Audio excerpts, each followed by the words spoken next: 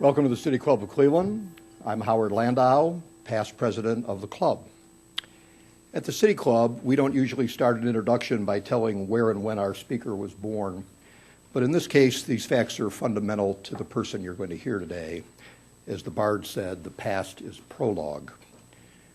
Born in Poland in 1940, Abe Foxman was saved from the Holocaust by his Polish nanny, who baptized him and raised him as a Catholic during the war years. His true parents survived the war, but 14 other members of his family were lost. He came to America in 1950 with his parents and settled in New York. He later earned his BA in political science from City College, graduating with honors in history. Mr. Foxman holds a law degree from New York University School of Law and did graduate work in Jewish Studies at the Jewish Theological Seminary and in international economics at the New School for Social Research. He's also fluent in several languages. He's a pretty smart guy. Foxman joined the Anti-Defamation League in 1965 in its international division. In 1987, he was the consensus choice of the board to become its new national director, a post he has held ever since. Now considered one of the country's premier civil rights human relations agencies, the ADL fights anti-Semitism and all forms of bigotry, defends democratic ideals, and protects civil rights for all. Lest you should think the ADL only cares about Jewish issues, earlier this month, Foxman wrote a guest editorial on the threat of the infiltration of Sharia, or Islamic law, into our American way of life. He called it one of the most pernicious conspiracy theories to gain traction in our country in recent years, and I quote, "We stand at a crossroads in American society. We have the option of heading down a path toward greater tolerance of anti-Muslim xenophobia and fear of the stranger in our midst, or we can rededicate ourselves to the ideal of an America that is open and welcoming to immigrants, as well as to minority groups who have been here for decades. Let us hope that the better nature of America will enable us to proceed down the second path and reject those who seek to divide us for political gain or who wish to stereotype and scapegoat an entire people because of their religious faith." One thing is clear, Foxman is one who speaks out on the issues. His talk to us today is called Palestinian Unilateralism, What a Declaration of Statehood and Action at the UN Means for the Peace Process. It's my pleasure to introduce Abe Foxman, National Director of the Anti-Defamation League.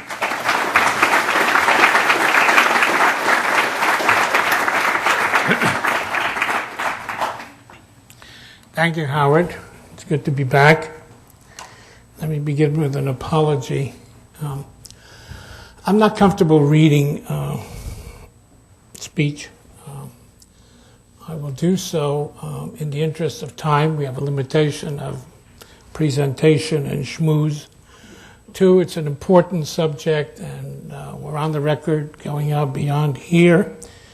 And so let me share. So I took time to prepare it. Indulge me in listening from a text, and then we'll have a good half hour to talk about what and how you want. So first, thank you for the opportunity to speak to you today. It's not my first visit here. I value and understand the significance and importance of the Cleveland City Club, its role in standing as standard of conversation, discourse, respect, and civility. I will speak today about a significant development coming up in September at the United Nations, an attempt to introduce a resolution declaring a Palestinian state. I would like to discuss this matter in the context of prospects for peace between the Israelis and the Palestinians, what this means for American interests, and how it relates to the history and core issue of the conflict, not only for the past, but for the future. Let me begin by saying very bluntly that this is not really about a Palestinian state. For every Israeli prime minister going back at least to the year 2000, and including the current Prime Minister Benjamin Netanyahu, has made it clear in word and action that a goal of negotiations is to establish a Palestinian state living side by side with the State of Israel in peace and security. In the year 2000, then Prime Minister Ehud Barak, with President Bill Clinton at his side, offered the Palestinians a state on more than 90% of the territory of the West Bank and Gaza, while dismantling 80% of the settlements and sharing Jerusalem. Yasser Arafat, then head of the Palestinian Authority, rejected it and turned it into rioting and suicide bombs, which soon followed.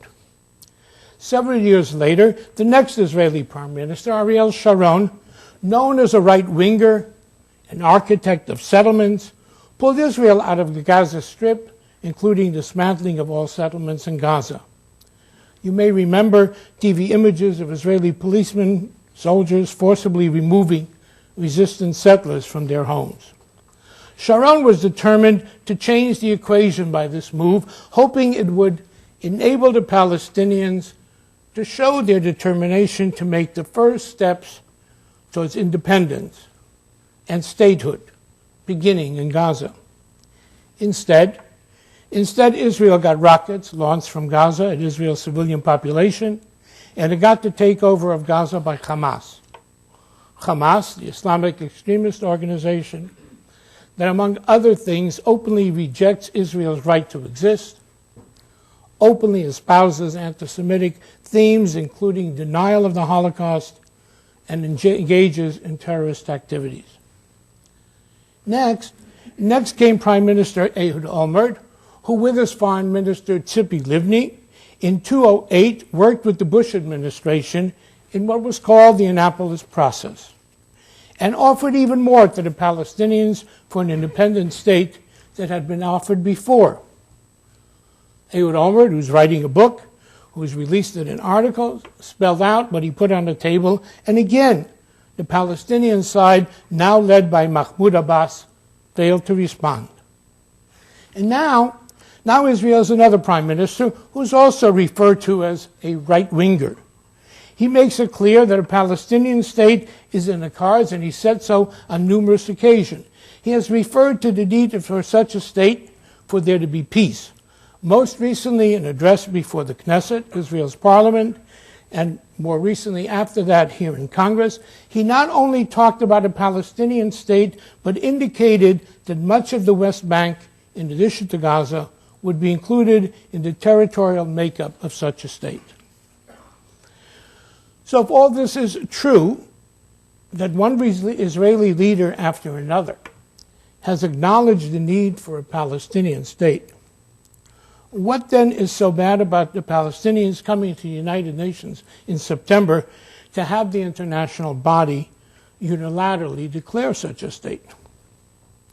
The answer lies in a few words that I earlier used about Israel's attitudes toward the issue of a Palestinian state. And I said, and I repeat, Israel saw such a state as a key ingredient in any peace deal. Emphasize the word "a," not the key ingredient. Because the truth today is, and I would argue going back for the last 64 years, the key ingredient for ending the conflict and bringing a two-state solution in reality is the need for the Palestinians finally to recognize the fundamental right of Israel to exist as a Jewish state.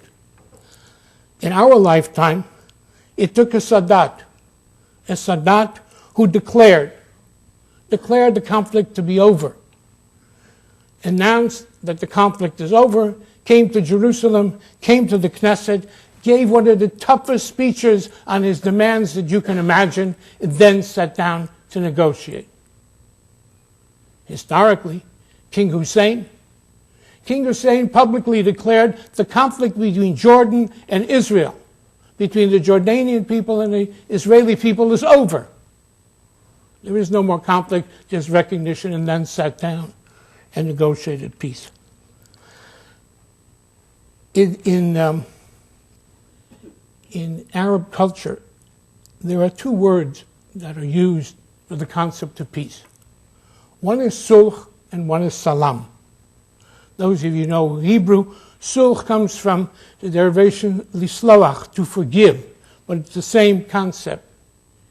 When two tribes, two families, two competing groups in the Arab Muslim world are in conflict, it's when they decide to have sulh, which means they each bring a lamb or food, they sit down at a table, and the conflict is over. That's sulh. And then they make peace.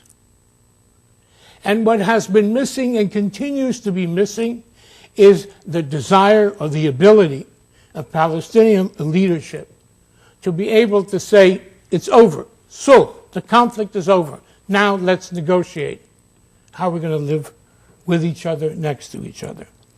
Had the Palestinians been ready to accept this fundamental point in 1947, when the United Nations recommended partitioning Palestine into two states, one Jewish and one Arab, there would have been a Palestinian state coming into existence in May of 1948, the same time that the Israeli state did. And there would have been no wars, no refugee problem, no settlements, and no need for future and additional UN resolutions. Instead, the Palestinians were more interested in destroying the new Jewish state than building their own. And they, together with 5 Arab states in 1948, went to war against Israel, and the rest is history. I say this not to rehash the past, but to point out that this very same theme continues to this very moment to be the crux of the problem. Indeed, it continues to be the main obstacle to a Palestinian state. The decision by the Palestinians to go to the United Nations is portrayed by Palestinian leadership as a product of the alleged intransigence of the Israelis. But as I pointed out, that so-called intransigence is an illusion. Israel has been ready and willing to grant Palestinians a state if only they were ready to accept Israel and negotiate to end the conflict with the Jewish state. Over the decades, the Palestinians have employed a variety of approaches in order to avoid accepting Israel's existence. In the beginning, it was war. Then came the economic boycott of Israel. Then came the terror campaign against Israel. Now come efforts to delegitimize the Jewish state, and most recently, this move at the United Nations. Let's be clear, the move to declare a Palestinian state at the UN is directly in line with the other actions to avoid negotiating in good faith and making peace with the state of Israel and to end the conflict. The Palestinians are hoping that the UN gives them legitimacy as an independent state without having to end the conflict with Israel, which is not far removed strategically from the original Palestinian decision in 1947. This is tragic, for the war of the Palestinians and the Arabs against Israel has always been harmful to the Jewish state, harmful in loss of human life, in economic impact, and in the psychological toll. But in truth, it has been much more harmful to the Palestinians themselves. For the Palestinians have paid the greatest price for their leaders' obsession with rejecting Israel. I thought the Palestinians had begun to change when Salam Fayyad became Prime Minister of the Palestinian Authority several years ago. He was the first Palestinian leader whose focus was not on how terrible Israel supposedly was, but how to change the everyday lives of the Palestinian people. There is now a debate in the Middle East amongst experts about how much change Fayyad has brought to the Palestinian economy, civil society, the courts, and the security system. Whether or not he has been successful, it has been good that he began to educate the public that the main goal should be to build Palestinian institutions. But his voice against this approach, his voice against going to the United Nations in order to achieve what he believes will be very little, is being ignored. This is important to prepare for statehood, he believed, and to show Israelis that the Palestinians truly want to live side by side in peace and not to use the Palestinian state as a weapon to continue the conflict. Now, however, the refusal of the Palestinians to come to the negotiating table with Israel, together with UN declarations, lead the question as to whether the new realism by the Palestinians is taking hold after all. A unilateral declaration of a state at the UN is anything but realism. It is rather, again, a direct descendant of all the illusions by the Palestinian leadership that have been so costly, so harmful, so painful, and left so much suffering. If only Arab states would join them, they said, they could destroy Israel.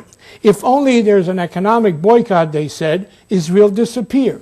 If only there's enough terrorism, they said, Israel will fold and lose its morale. If only the international media would be critical enough of Israel, they said, Israel would be isolated.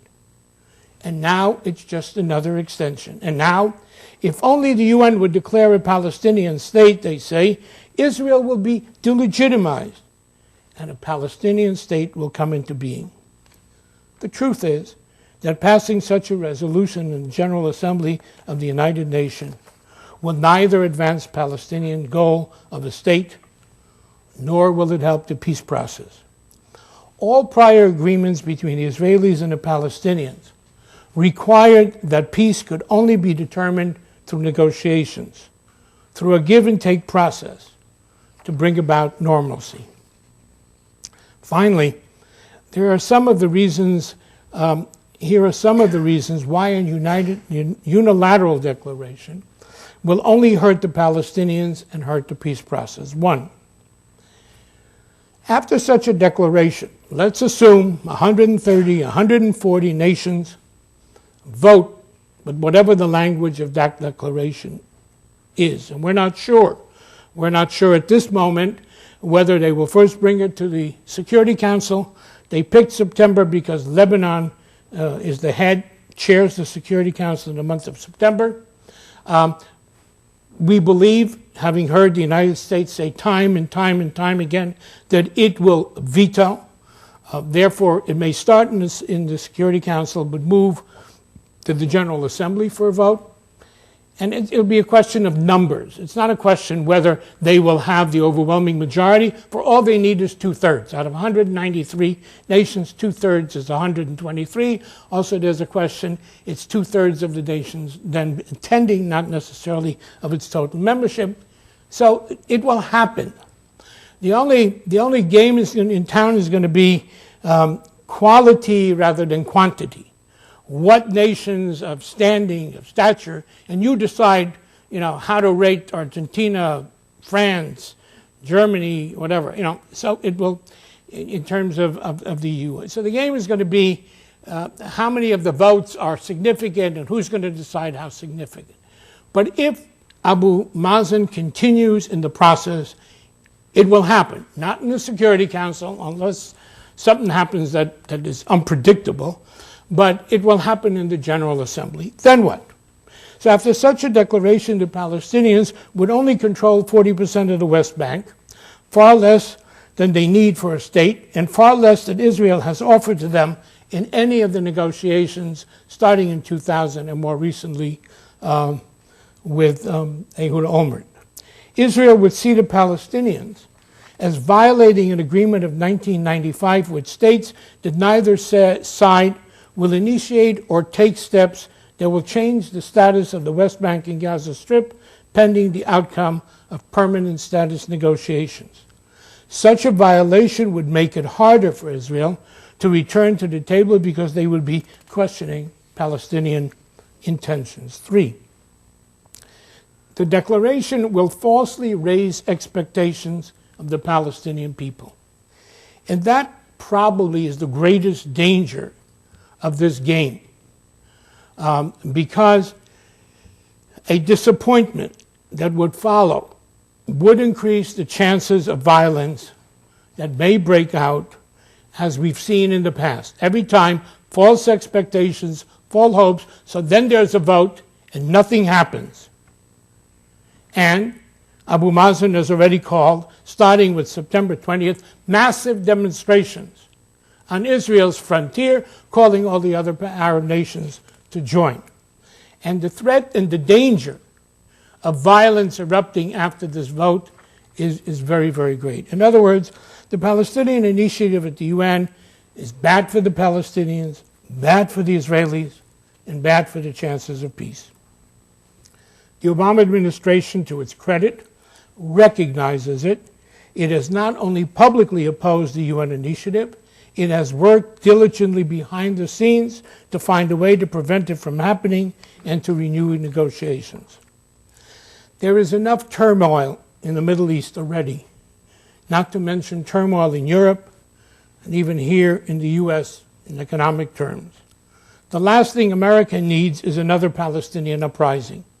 Every indication is that the U.S. will veto an effort by the Palestinians to bring the resolution to the Security Council and to try to get as many votes against it in the General Assembly. So where do we go from here? The path to peace and a two-state solution is clear. Each side has to accept the legitimacy of the other's narrative. Israelis have responsibility to recognize Palestinian claims and negotiate a Palestinian state. Palestinians have to finally accept the legitimacy of a Jewish state, to acknowledge that Palestinian refugees will be resettled in a new Palestinian state the way Jewish refugees were resettled in a new Jewish state, and to accept the end of the conflict and to end of future demands. With all the bad news, in the long run, I am still an optimist. Peace, I believe, can be achieved because ultimately rationality can prevail and the real interests of people can be served. With all the difficulty, with all the problems, the team of Abu Mazen and Salam Fayyad is very, very much different than any other past Palestinian leaders. No, they're not Zionists. They don't pretend to be. No, they don't even reject violence and suicide bombings because it's immoral. They reject it because it doesn't serve the best interests of the Palestinian people. Also good. As we say, Gamzol Teva, Dayenu. Also good.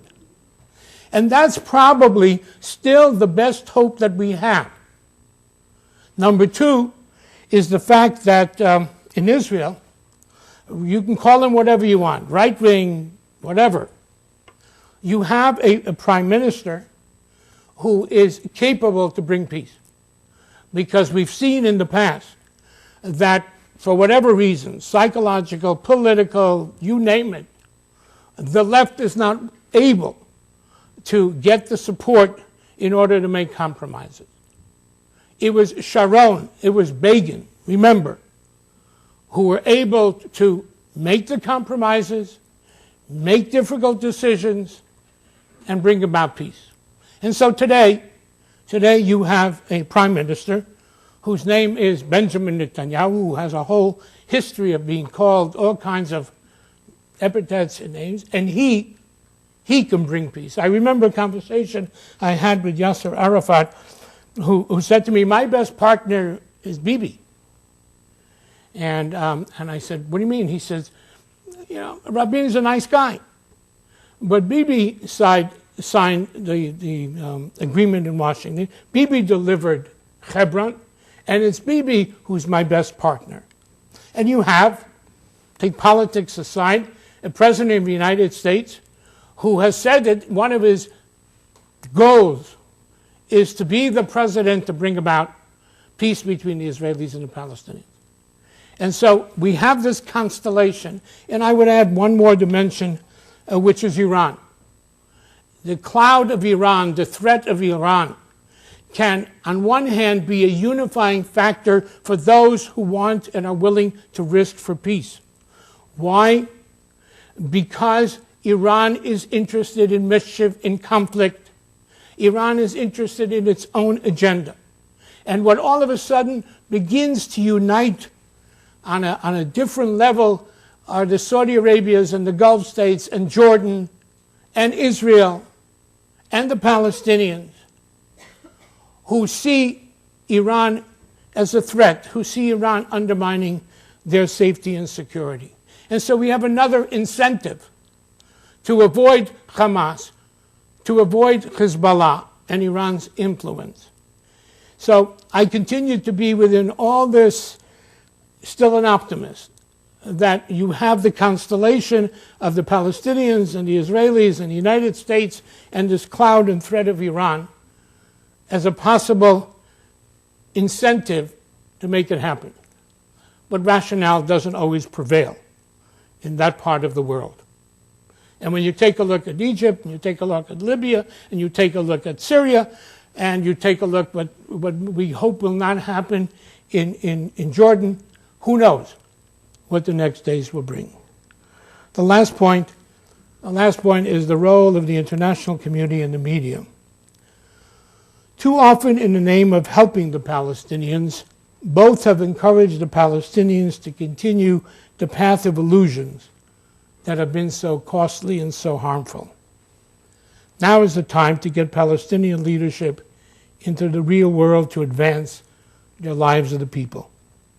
One way to do so is to drop this effort to sit down at a table, whether it's in Ramallah or Jenin or Tel Aviv or Geneva or London or wherever, or even Washington, and come to grips with the difficult decisions, the first one being recognizing each other and saying to each other, this is a sulh, this is forgiveness, the conflict is over, and now let's set the agenda as to how we live as neighbors in peace and security for our children and our grandchildren.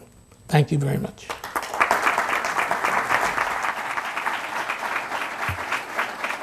Have a seat, I'll do my announcements. Today at the City Club of Cleveland, we've been listening to a special forum featuring Abraham Foxman, National Director of the Anti-Defamation League. We'll return to our speaker in a minute for the traditional City Club question and answers.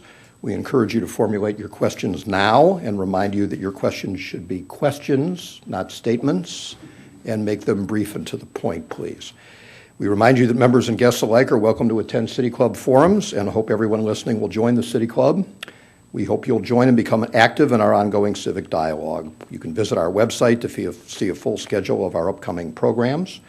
This Friday, the 19th, the City Club welcomes Emma Fraser Pendleton from Turnaround, who will discuss transforming urban education. On Wednesday, the 25th, the City Club will host a dialogue on Ohio's budget cuts and its implications for cities across the state.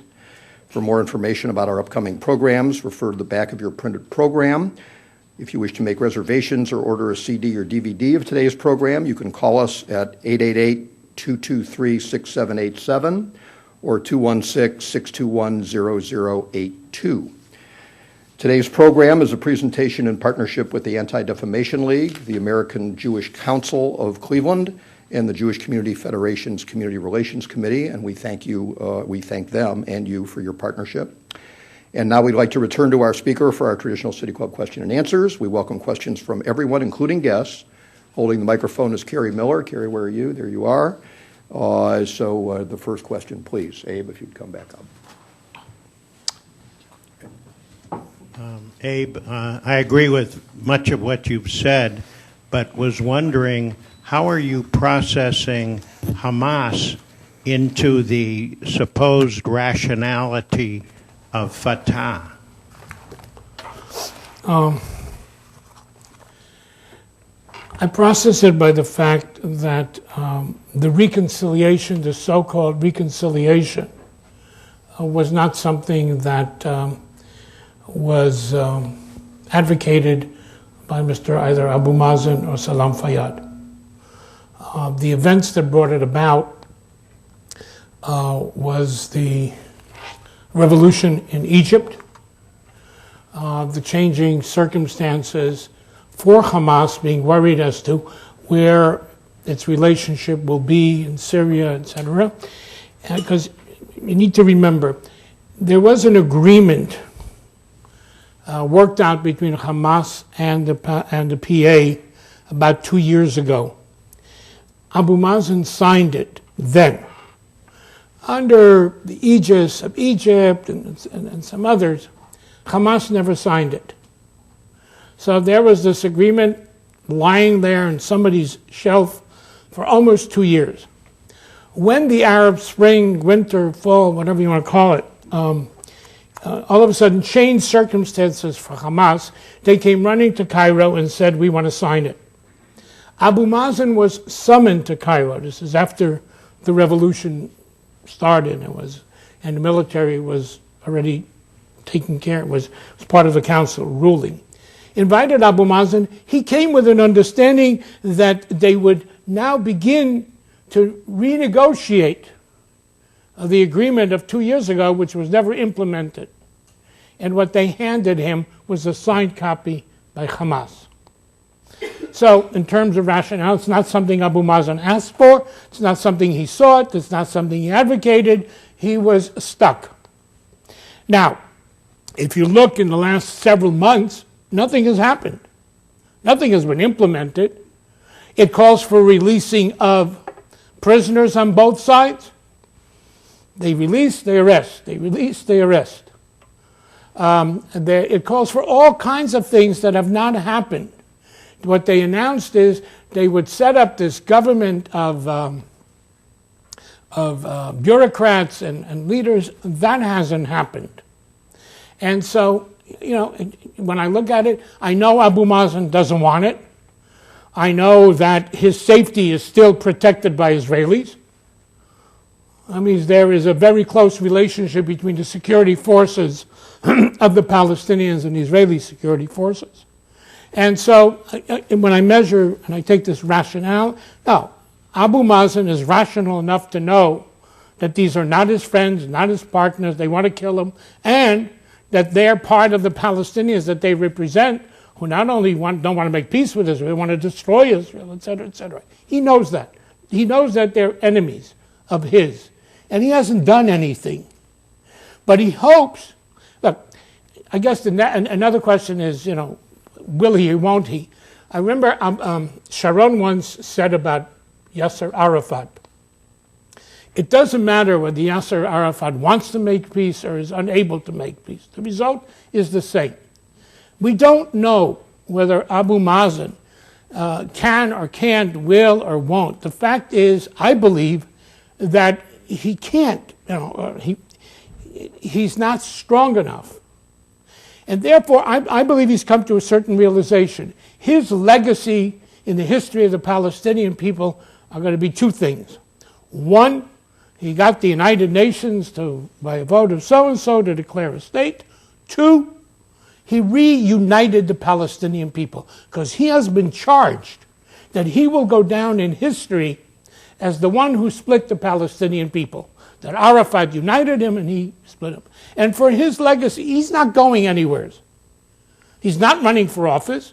He's quote-unquote illegitimate now because his term of office has expired without elections. So he's not going anywhere. He's going for history. He's going to be, as an elder statesman, etc. And that's enough for him. That's rational and reasonable in a certain way. Salam Fayyad is still there. We don't know. By the way, a condition, the Hamas said almost immediately that part of the reconciliation, he's got to fire Salam Fayyad. He didn't. Salam Fayyad is still there, doing whatever he's doing in terms of building civil society. So there is an element of rationale. I worry about other things. There's no effort to re-educate, no effort against incitement. The more you continue naming squares for suicide bombers or schools, you're sending the wrong message. And this guy who's better than most still continues to send that message. Much of the European left, the United States far left, and the religious left are very sympathetic to the Palestinians, in particular to Palestinian unilateralism. I'm wondering how we can do a better job of communicating with them and persuading them. And secondly, much of this is not a political sympathy, but it has to do with the nature of the occupation and the relationship between Israel and Arab society in Israel. So it's really not a matter of will there be peace, will there won't be peace. Is it the best way to make peace that relates to them that complicates this? There's a lot of questions in your question.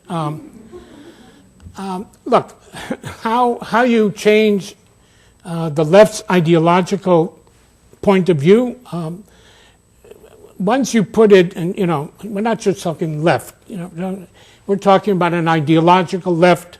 The left has been against Israel before occupation, okay? The left has supported the Palestinian narrative before occupation. So here comes occupation, they now have a rationale or a reason or a platform. I don't know how one changes somebody's ideological, philosophical look, Weltanschauung on life. You know what? To some countries, to some interests, to some political movements, it is moral, semi-moral, whatever.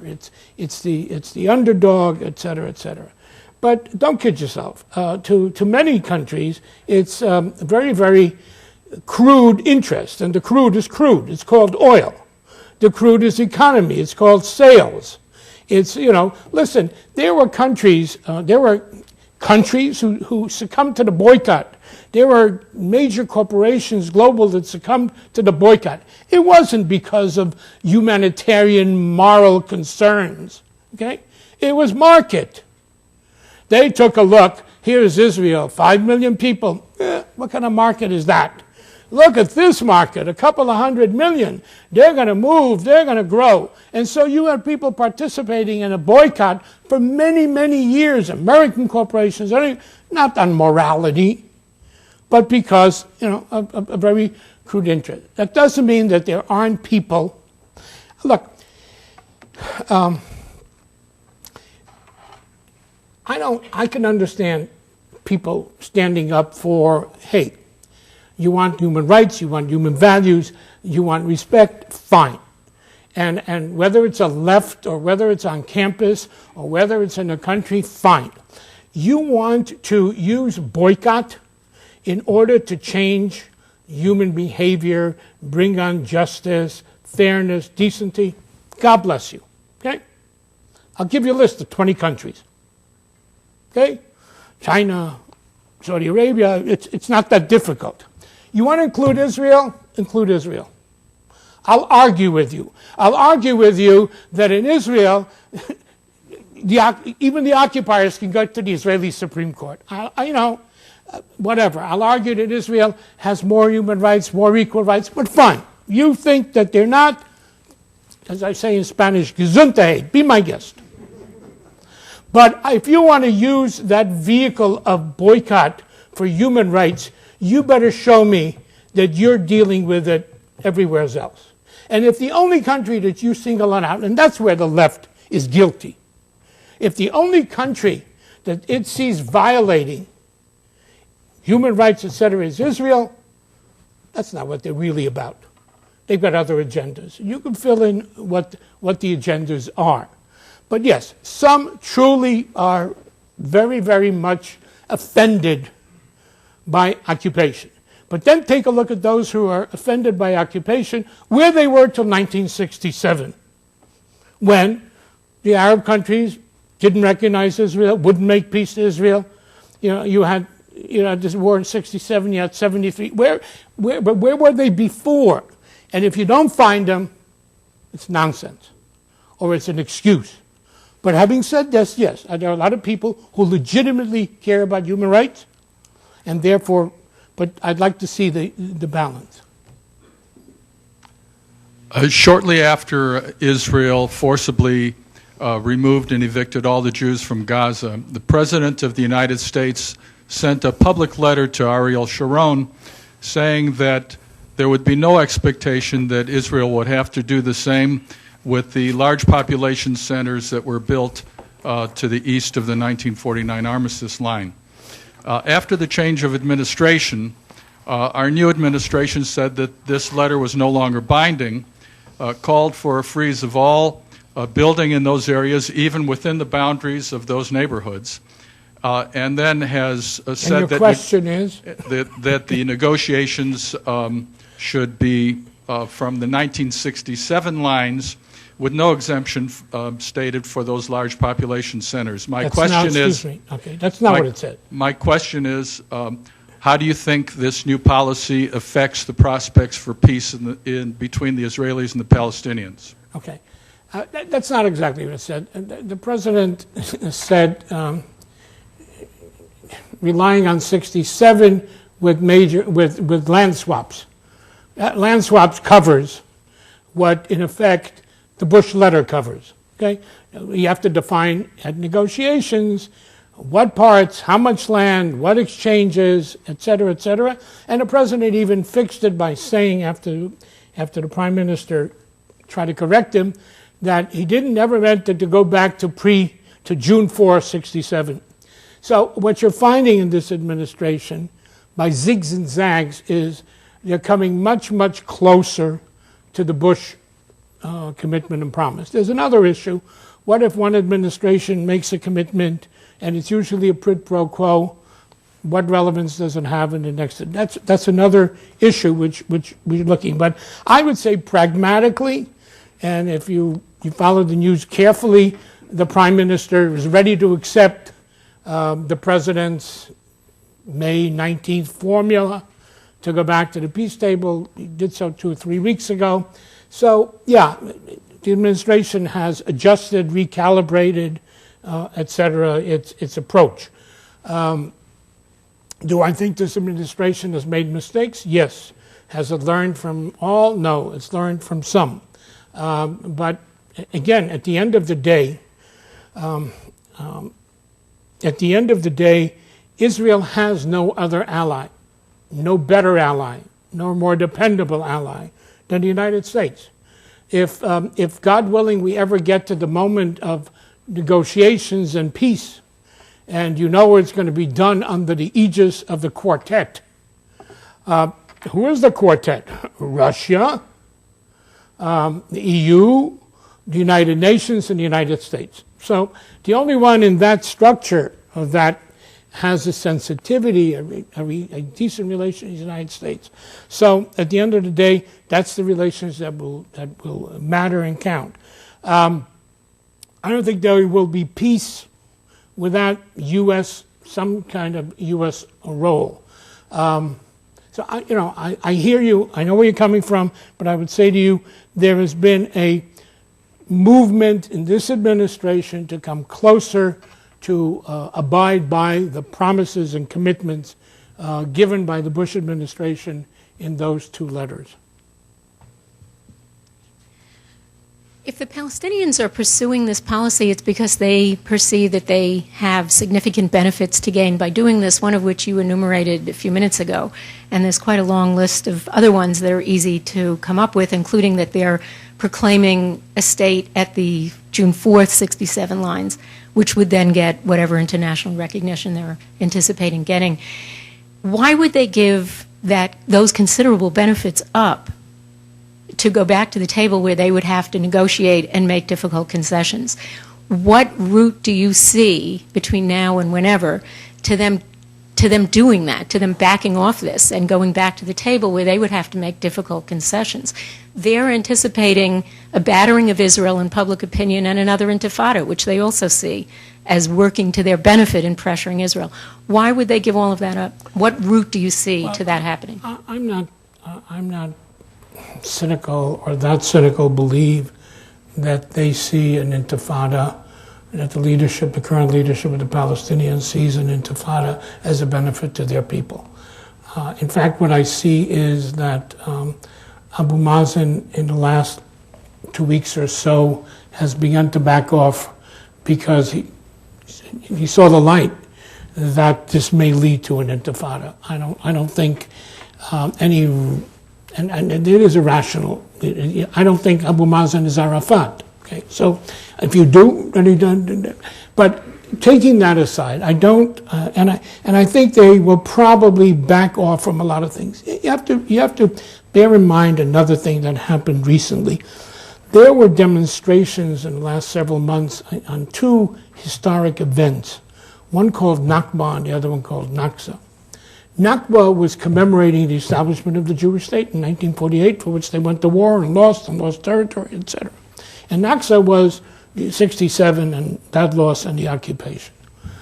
Palestinian leadership, including Mr. Abu Mazen and Mr. Salam Fayyad, supported the demonstrations on Nakba. Nakba talks about the establishment of the Jewish state. So, now, do I think that he's going to back off? No. No. I don't, I think it's a runaway train. I think even if today, see, what they're hearing now is from many more states that they will abstain and that they may vote against, but it's too late. He's already declared it. He's called on the Palestinian people on September 20th to march.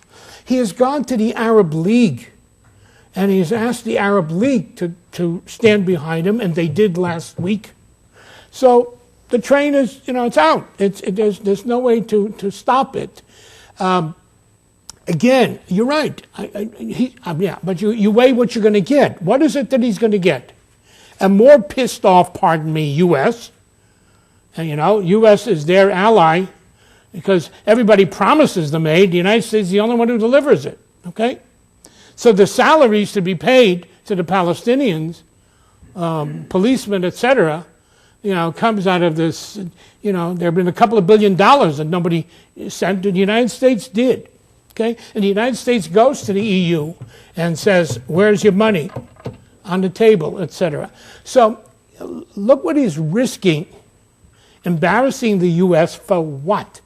But I can only see a miracle stopping it. I don't think he has today the ability. And what he keeps on doing every day is making it tougher for Israel. By every day, getting up in the morning and say, free settlements immediately, including East Jerusalem. Well, you know what? Hey, the last time Bibi Netanyahu did it, he froze it for 9 months. You didn't come to the table.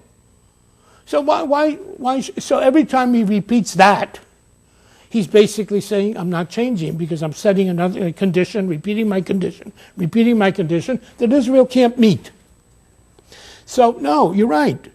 But at the end of the day, it is so cynical, it is so counterproductive, which is what the Europeans have been trying to say to him, which is what the United States has been trying to say to him, which is friends of the Palestinians have been trying to say to him, what are you going to achieve? And then what? But, do I think they're going to back off? I don't see it. There may be a miracle. There may be, I don't know what it is, but remember, the Middle East is where miracles happen. Thanks for coming. What is your evaluation of the Prime Minister's Netanyahu's ability to sell the Israeli case really outside Western Europe and the U.S.? Do you think he's done a good job? It really doesn't matter what I think. It matters what the Israeli public thinks. And the Israeli public, thinks he has. If you look at the polls, and Israel is a little poll happy, so Monday, Thursday, Friday, you're going to get polls. He's pretty strong. It's not fantastic, but there's no opposition. The only opposition he's got is to the right of him, which is Lieberman. But Tzipi in the center really it hasn't grown. In fact, it's come down. The left doesn't exist for the moment. They've got 5 members, and they're each fighting for leadership of the party. That's how it doesn't really matter what I or you, it does, but he's leading a country surrounded more and more by a neighborhood which is exploding, which is unpredictable, When he started, Egypt was an ally, Jordan was an ally, the neighborhood, Syria was pragmatic, not an ally, and look where it is now. And the Israeli public has trust in him. So whether or not you and I may think, well, should he have given that speech in Congress?